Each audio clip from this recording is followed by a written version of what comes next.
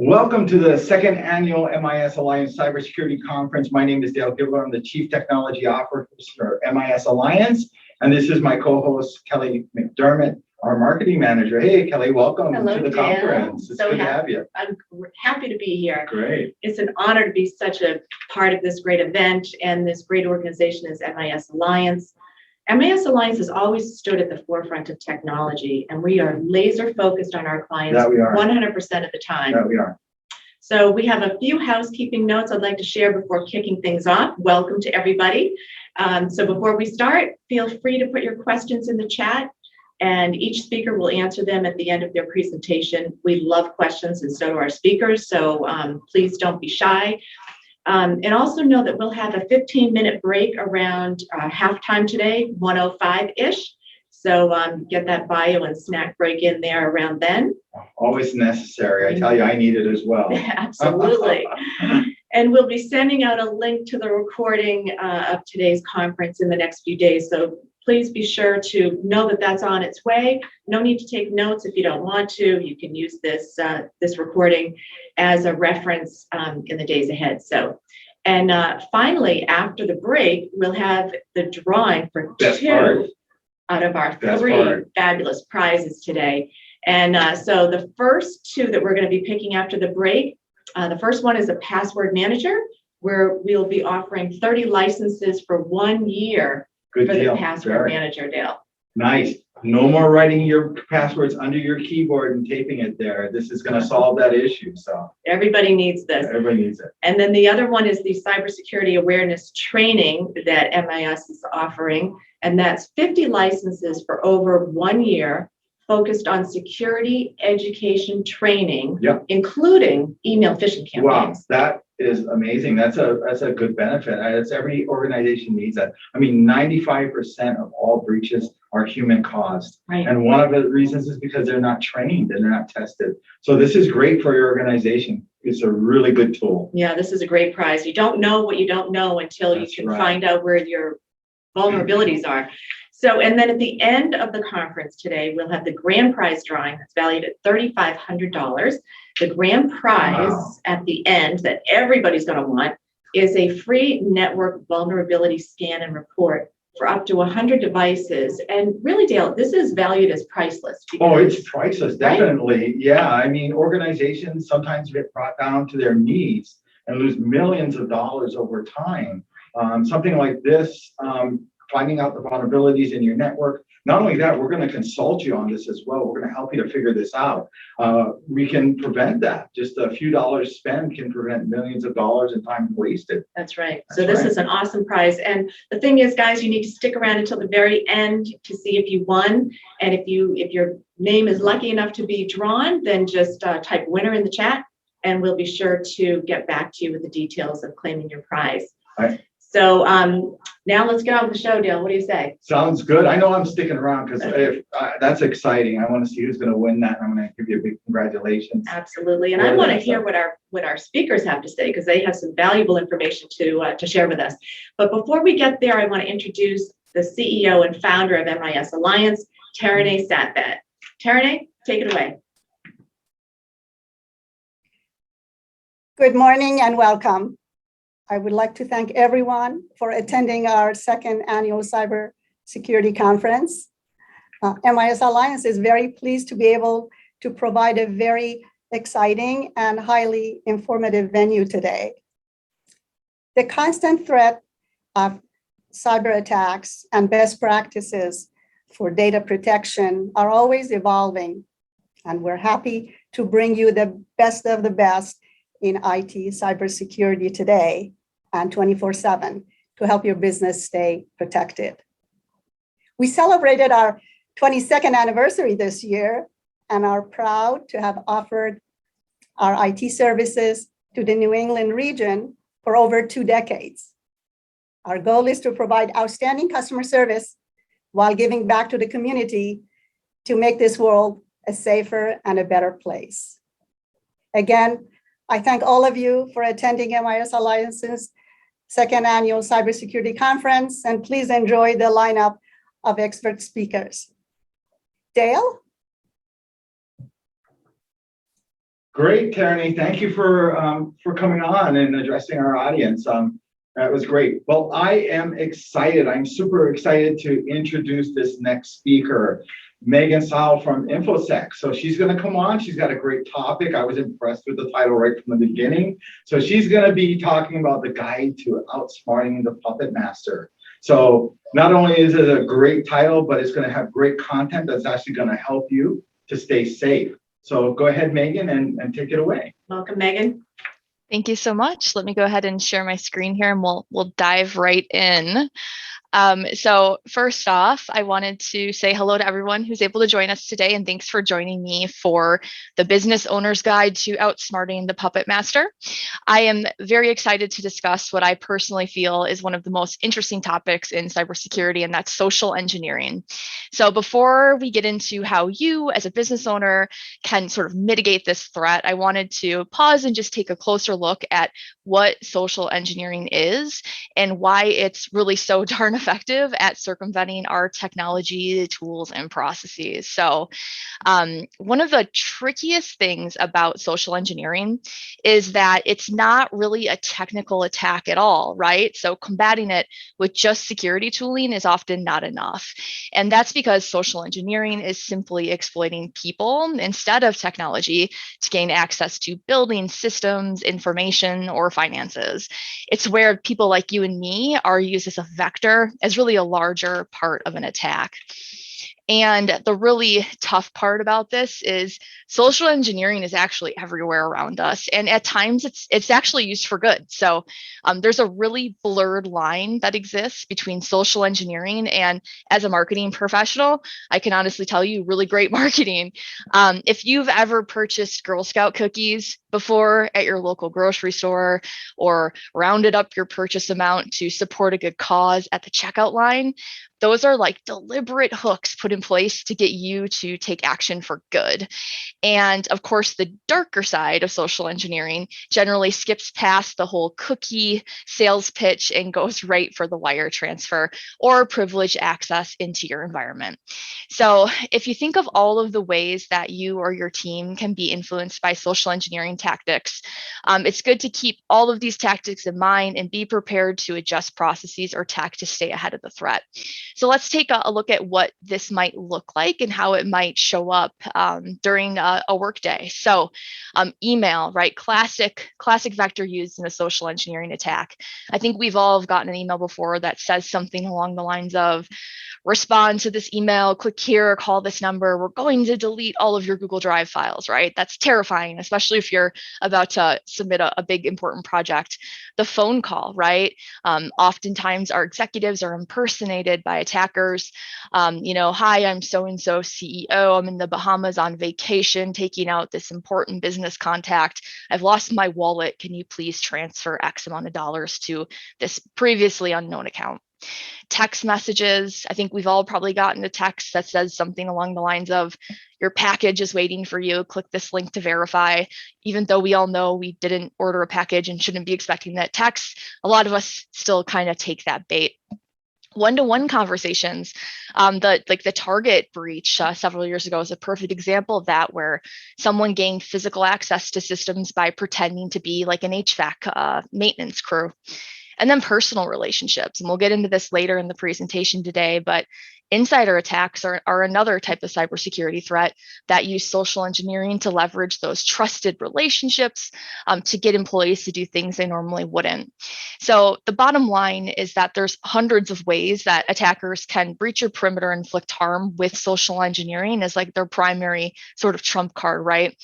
And of course, these people are the minority, and most people won't do this. Good does still exist. Sometimes it might not seem like that in cybersecurity, but it is true.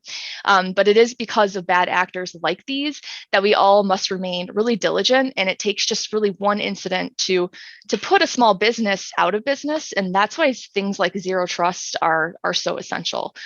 And that is not just me making a big deal out of this now because it's Cybersecurity Awareness Month.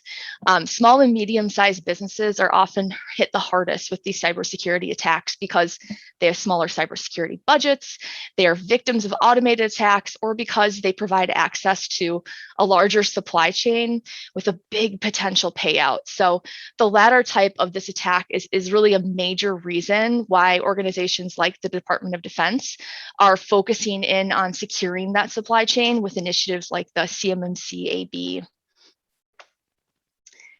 And if you're concerned at this point, you should be. That's actually good. But the good news with all this bad news is that you can protect yourself and your business from many of these cyber threats by following just a few basic steps. And the first is to really understand that while attackers might use sophisticated and complex attacks to target you and your business, a lot of these can be stopped or outmaneuvered with good cyber hygiene and just a heightened state of the threats that may arise throughout any given day. As humans, we're all really quick to react and then think. And staying safe online in most cases just really requires us to slow down, think about what's going on here, right? And then make our choice from there. And so while operating under the assumption that everyone you encounter online might be a cyber criminal can seem like maybe a little extra, it's actually one of the best ways that you can protect yourself and your business from attacks, especially during unexpected interactions. And even if these messages or unsolicited emails are coming from like your own mother's email address, right? So let's take a look at a few examples of social engineering so we can all better understand what this might look like. And I have some kind of fun and potentially unconventional examples here for you today. So there's a really good chance that several of us on the call have seen Ferris Bueller's Day Off. As the professional that I am, I spent some time last night revisiting this movie just to be prepared for the call today. And Ferris Bueller, is he a cyber criminal? No. Is he a social engineer? Absolutely. This movie is such a good reminder that social engineering doesn't actually require any technology at all to pull off. And so if you haven't seen this classic before, basically it goes like this. Ferris Bueller social engineers his parents into believing that he's sick so he can stay home for the day. And then his best friends and his girlfriend help him social engineer the principal, Mr. Mooney, so that they can also join him on this day off, this adventure. And they nailed it, right? If you've seen Mr. Rooney's a whole debacle in that movie, you already know there's a whole lot more to this story, but bottom line, they pulled it off, and they did that by exploiting parents, empathy, sympathy, using social influence to get what ultimately they needed to get out of the day. The next is a classic movie. It actually follows the real life story of Frank Abagnale, which is one of the history's most infamous social engineers. So Catch Me If You Can is a great movie where we follow Leonardo DiCaprio's character through basically a scam to become a doctor, a lawyer, a Pan Am air pilot. And again, like the Ferris Bueller movie, there wasn't a lot of technology used to really orchestrate this, unless you count check washing, right? Of course, that was the big premise of the movie. But here again, there was charisma, charm, social influence, physical appearance. All of these things were leveraged by the main character in the plot to basically manipulate people into making decisions and calling shots that they would normally never do under any circumstances. And last but not least, I wanted to take a look at this last movie, which is All the Queen's Horses. And if you haven't heard of this before, it's a relatively new documentary that follows one of the largest public funding thefts of all time. That's the Rita Crundwell case from Dixon, Illinois. If you haven't seen it, you've got to check this out. It's a perfect example of how personal relationships, trust, and frankly, flawed business practices cost an Illinois city over $50 million in public funding. So it essentially works like this. So Rita first began working for Dixon in 1970 while she was still in high school. She became comptroller in 1983. And then that's when the fraud scheme began about 7 years later in 1990. So what she did is she opened a secret bank account which she alone controlled, so red flag right there, in the name of the city of Dixon. So at the time, the account was called the RSCDA fund. So it was for Reserve Fund for Sewer District, I believe. And although no such account actually existed for the city, so again, another red flag, she then began transferring money from the city accounts to the RSCDA account in January 1991. And she used her position as that comptroller for the city to transfer funds from the Dixon money market account and various other city accounts to her secret account. The first year, she actually embezzled $181,000. And then later amounts she stole increased to a high of 5.8 million in 2008 and averaged more than 2.5 million a year over the 20-year course of the scheme. So the end result was that $53.7 million theft from the city of Dixon, and ultimately a very interesting court case that was handled by the FBI. So wanted to take some time to really dig into this story because I think there's a lot we can all learn. So as a teenager, I was obsessed, actually still am, with horses and showing horses. And I can honestly tell you that I wanted to be Rita Crundwell. At the time, I 100% believed she was a self-made female business owner who was just crushing it in the show circles. She's excellent at showing, training, breeding, fitting her show horses, and everybody wanted to be her, but like honestly, no one could touch her. And so, except that city of Dixon employee who trusted but verified exactly what she was up to while Rita was actually away at a horse show. So basically how this all worked is Crundwell picked up the city's mail, including the bank statements, to prevent other employees from learning about the secret account. And while she was away, she asked for a relative or other city employee to pick up the mail, separate any of her mail, including the bank statements, away from the rest of the mail stack. So Dixon's mayor reported Crundwell to law enforcement in fall of 2011. Note that this all first started happening in 91 after another city employee who was actually covering for Rita while Rita was at a show noticed, right, that there are some discrepancies in the bank statements, as she should. And this, of course, worth mentioning, was while Rita was away on her additional 12 weeks of vacation that she was taking. And so no one at the city of Dixon wanted to believe that Rita was capable of scamming the city, her friends, her family, local taxpayers out of millions of hard-earned dollars, but she did. And in addition to the horses and all of their equipment, among the assets seized or restrained, so bear with me here, were her 2 residents in Horse Farm in Inglewood, Florida, 80 acres of vacant land, a 29 luxury motorhome, more than 4 dozen trucks, trailers, motorized farm vehicles, a 2005 Ford Thunderbird convertible, a 1967 Chevrolet Corvette Roadster, a pontoon boat, jewelry, approximately $224,000 in cash from 2 bank accounts. And so let's pause for a second. Look at this woman on the screen. Like, does she look like a cyber criminal? Does she look like a social engineer or a devious con artist? I think the answer is no. But this is what a real life social engineer can look like. All of the evidence pointed to theft. So of course, Dixon mayor notified FBI, got the FBI involved. She was actually convicted of embezzling over 53 million. And this is what social engineering can look like. So keep this in mind when you're talking to your employees, when you're conducting your own financial transactions. She was a legacy, right? She was a rock star in the horse world, and it all fell apart with a close look at the bank statements from the city of Dixon. So because social engineering, right, is often paired with another attack method like phishing email, CEO impersonation, or an insider threat, like in that Rita Crundwell case, effectively combating the social engineering threat requires us to take a layered approach.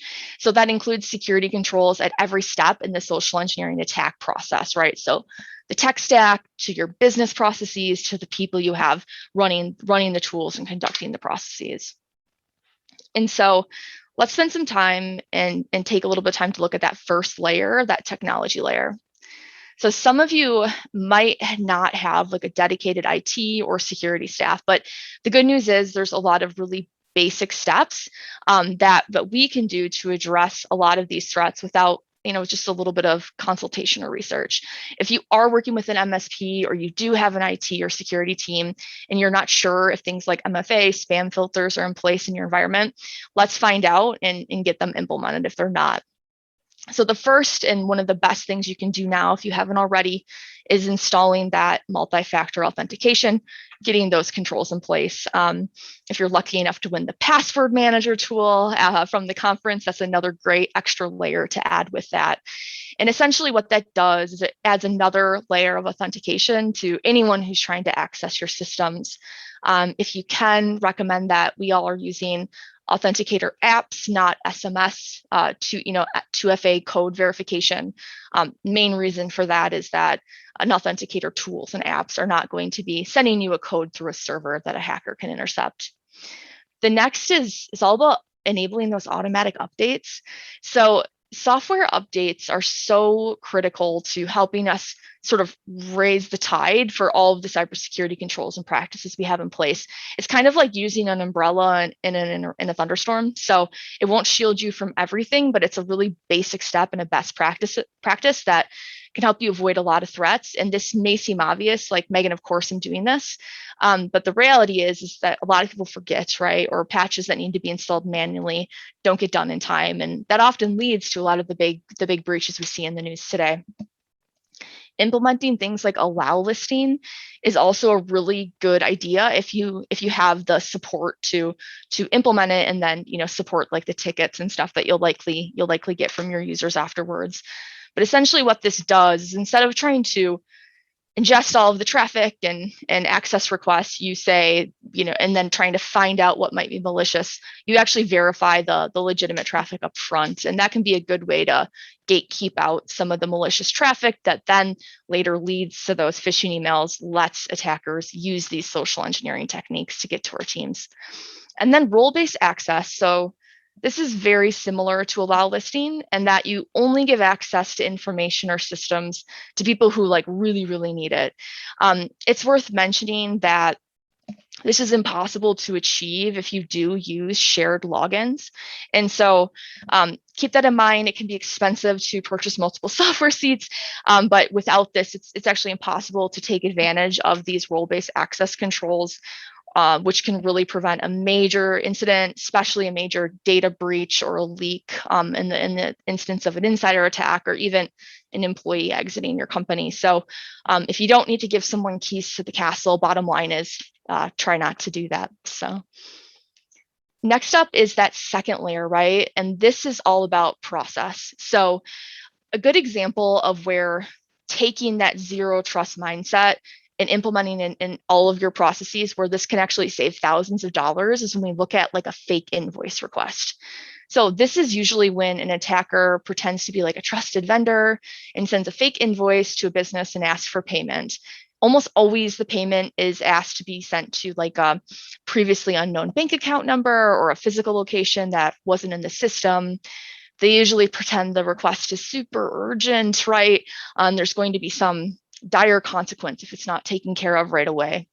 And if your employees and you and your processes aren't built around this zero trust mindset, we might miss these red flags, right? So mismatched account numbers, wrong addresses, unreasonable timelines, and we would react right before we're thinking. So having processes in place that require all of us to slow down and control these interactions as they arise can save your business thousands of dollars. And without a good process, like these quick requests to fill attacker requests won't be blocked by a supervisor's approval. And these processes may slow your team down, but they could also save you millions of dollars, possibly even $53.7 million in the case of Rita Crundwell. So lastly, if you haven't implemented an employee security awareness and training program, this can go a long way to helping your organization stay ahead of cyber threats, right? So retraining our brains to think first and then react takes time and practice, right? We are fighting thousands of years of evolution in human biology. So an engaging security awareness and training program can help you reinforce good security habits while also breaking those bad ones, right? And kind of retraining our brains to and how we think about these types of interactions. And if you're not sure what to focus on in your first training initiative, maybe it's your first couple months or your year, a really good place to start is password security, phishing awareness, and really the basics of staying safe online while navigating the internet. Cybersecurity education, really in many ways, is kind of like the new safety training, right? So in all of the ways that a lot of us learned how to team lift and bend with our knees at work has helped us stay safe and healthy at home. The same applies to really good cybersecurity education, just in an online world, right? And different tools and tactics and tips. And really what this comes down to, right, if we want to recap what we just went over, is effective social engineering attacks require holes in just one of those three layers that we just discussed. And this is why it's so important to have your whole team be aware of threats like social engineering, the ways at which attackers might be targeting them, the tools that they use to infiltrate systems. And this helps your staff know to slow down these conversations as they happen and avoid those really costly mistakes. And so what we all want to leave with here today, and also to tell our teams, whether that's your security teams or your broader workforce, is that trust needs to be earned. And when it comes to unexpected communications, surprisingly time-sensitive transactions, and requests from especially unknown parties, it's very essential that your team adopts a zero trust mindset and feels empowered, right, to slow down, control the conversation, even when it appears that maybe yourself, right, as a CEO or a business owner or a stakeholder are making those same really urgent requests. And so adding these checks and balances to your business processes, it may seem kind of burdensome, it may seem slow, kind of time consuming, but the reality is that a culture of security is likely the best business investment that you can make. And to think back to the Rita Crundwell example, you never know when someone might try to social engineer your organization, your accounting team, maybe you're the receptionist, into doing something that they normally would never do. But with some training, some education, that zero trust mindset, good business processes, and all of the basic block and tackling of our technology, we all stand a better chance of staying ahead of the threat. And if you're not familiar with InfoSec Institute, we've been around for about 16 years. We started off in the cybersecurity education market by offering boot camp certifications for IT and security professionals. About in 2016, we launched InfoSec IQ, which is our security awareness and training platform with the phishing simulation solutions as well. I'm sure Dale has more he could add here about the products that we do offer, but if you don't have a solution in place, I know the MIS Alliance team can help out with that. If you're a security professional yourself, we also do that technical training component with boot camps or on-demand training in InfoSec skills, which includes over 1,200 on-demand resources from a variety of different cybersecurity skills and certification training, hands-on training in the cyber ranges, practice exams, you name it, we've got it. So if you need cyber education, send me a shout out on LinkedIn, send me an email, I'll be happy to point you in the right direction. And with that is a wrap on my presentation today. It looks like we've got a couple questions in the chat.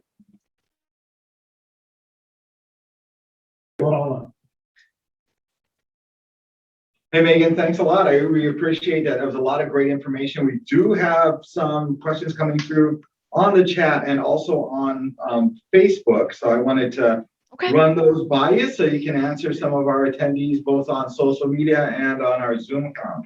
So we got a question from Ashley Anderson, and she's asking, how significant is privacy as a component of cybersecurity? It's such an interesting question, because if you speak with experts in privacy and experts in security, what you often will hear and learn is that to be secure, sometimes we have to give up some of our privacy, right? Because that is sometimes essential. And I think that what your appetite is for that really depends on, one, your region, right? Because we're all kind of subject to different privacy regulations depending on which corner of the world you live in, or state, in the instance of California with the CCPA. So I think that it is important. And when you think about things like, Dale, limiting your attack surface, I think that's a really good example of where good privacy can help protect your security. And if you're not familiar with what that term means, limiting your attack surface, it essentially says, like, if you don't need to share information about yourself, your business, maybe the tech stack you use at your business, just don't. You don't owe that information to anyone. And all of those like little bits and pieces of information that can be aggregated on a single attack across the internet, they all add up, right? So if an attacker knows your email and that's it, like they can scrape databases, right? They can go to your college website, your employer website, your social media accounts, really get a much broader profile on you and have a lot better shot at breaking into your accounts. So they're definitely related. Whether you're talking about policy or best practices, the answer changes, but that's what I have to share on that topic. Great. So I'm going to switch off between Zoom and Facebook because I want to be fair to our Facebook viewers as well. So I've got another question from Mark Thompson on Facebook, and he's asking, my account has been taken over twice. How do I prevent that? Great question. Wow. Yeah. Great question. That's a big That's thing important. happening right now. Yeah, so a couple of best practices that he can adopt to help with that. So the first is don't reuse passwords, right? And so why we really advocate strong for that is, if maybe you have like a WhatsApp account that you don't care about, so you have like some throwaway easy password. If that same password is then used for your bank account, someone just needs to hack your WhatsApp to get access to your bank account, right? So limiting password reuse is a really, really good way to prevent incidents in the first place. The second is making sure the passwords you do use are unique, that they're long, they're complex, and they're changed periodically. And if you're like me, you probably have like 100 different logins that you need to remember. And that's where implementing like a password manager, or you're getting one of those for yourself, whether it's personally or at work, can go a really, really long way. That allows you to make crazy complex passwords for every account that you have. You don't have to remember it, stores it in a secure encrypted online vault, and can really help keep you out of hot water. The third, I would say, goes back again to that limiting your attack surface, right? So a lot of times, if you don't have 2FA or MFA, multi-factor authentication enabled, and you're relying on those secret questions that a lot of us have, like with their bank accounts, and you're also sharing that information in response to social media polls. I think one of the classics, we've all seen it, right? It's like, what's your favorite color? What's your favorite food? Where'd you go to school at? What's your favorite animal? Who was your first best friend? Well, what are your bank secret questions, right? Who's your best friend? Where'd you go to school? What's your favorite color? What's your favorite food? So when you share that stuff out on social media, and even if you have a secure password, right, but someone can guess your secret question and reset it, and they have access to your email account, things can get a little dicey from there. So I think there's a ton more that I could offer, but I would say if you have been breached, reset your password, create a more complex, stronger password. If you use that password elsewhere, make sure you also change it on those other platforms. And then the last bit of advice I have is, we're only as secure as like the platforms and applications we choose to engage with.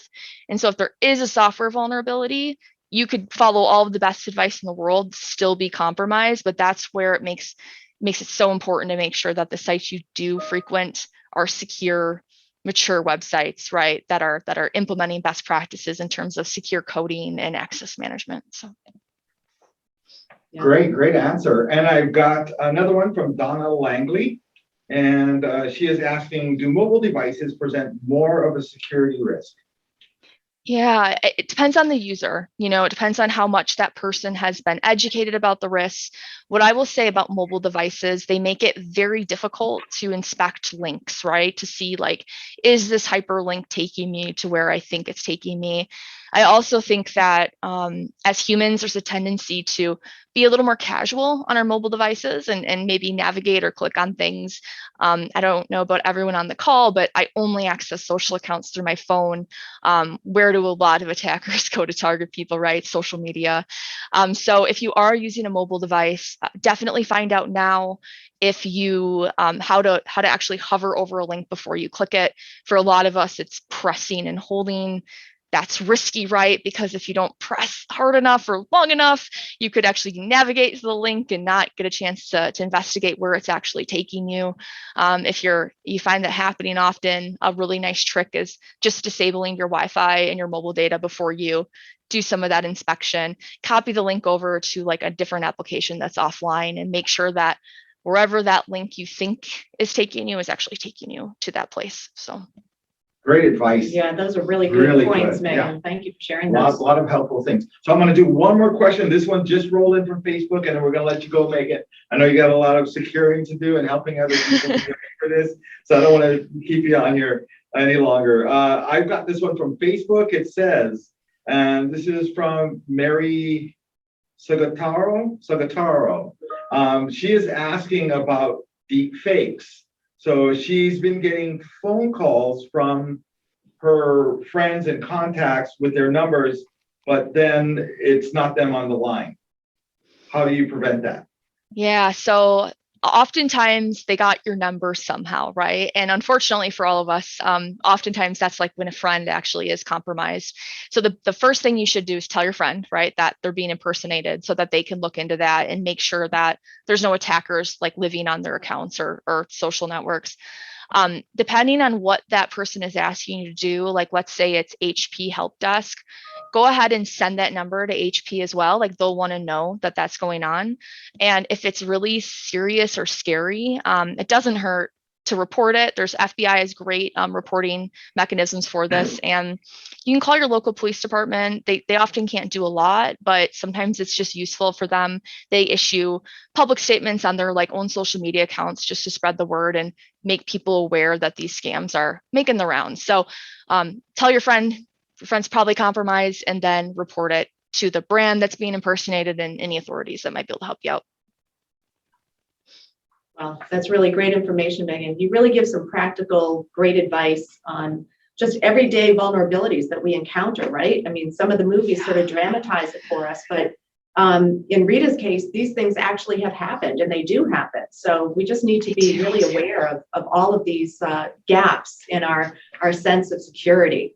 Most definitely. And I enjoyed this presentation. I did very much. Watching bringing up Phyllis Bueller made me feel a little old, but hey, we're all good with that. I have to watch that again. That was a good one. That was definitely, I'm going to go watch it again. I appreciate you, Megan. Thank you. It's a lot of great information that was passed by. That's what today is all about. And again, you know, we don't just celebrate Cybersecurity Month, Awareness Month at MIS Alliance. We practice this 24/7, and we pass this knowledge on to our customers, and that's what we're doing today, and out to the masses. So great. That's right. Thank you so much. Thank you.